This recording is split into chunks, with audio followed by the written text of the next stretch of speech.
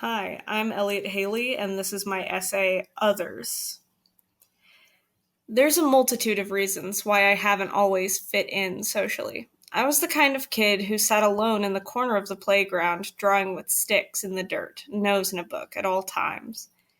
I was a year younger than my classmates, and some of their jokes would go over my head. I had a few friends, but I also had a few bullies.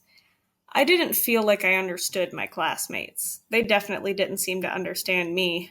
These days, I've given up on fitting in. Every day, I choose to act as weird as I want to, and I strive to let others do the same, as long as they aren't hurting anyone. I believe that accepting others leads to accepting yourself. Many people can relate to feeling like an outcast, but things got worse for me as I got older because I'm transgender. Everyone around me, including myself, incorrectly assumed I was a girl. It felt like the puzzle pieces that made up my day-to-day life just didn't fit together properly. So many of my social interactions felt just slightly wrong, but I couldn't understand why. I felt uncomfortable in my skin. When people complimented me, I thought they were making fun of me because I hated being in my body so much that I couldn't imagine anyone else liking it. I would have given anything to look different, but I had no idea what different I actually wanted. According to the photographic evidence from my childhood, I was always happiest in some kind of costume.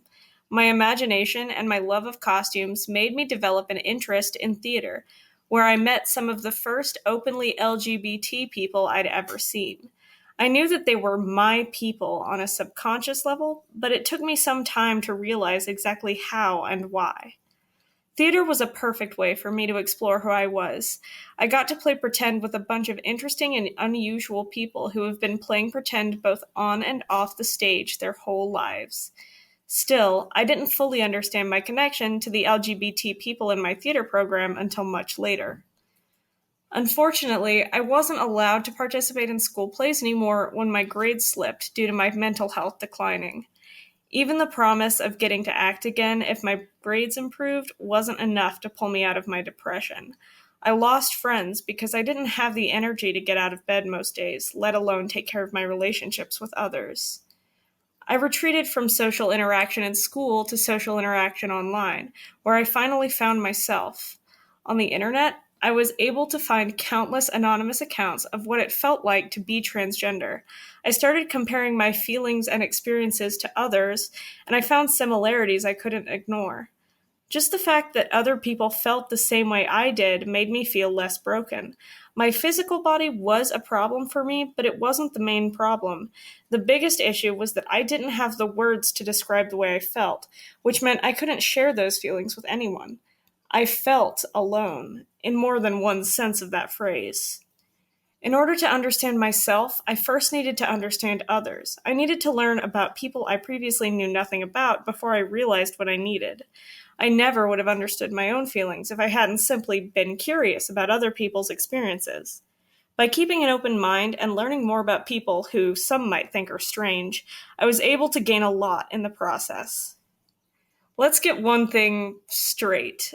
I don't think I will ever really understand what it feels like to be someone who is comfortable with the gender identity they got handed by default.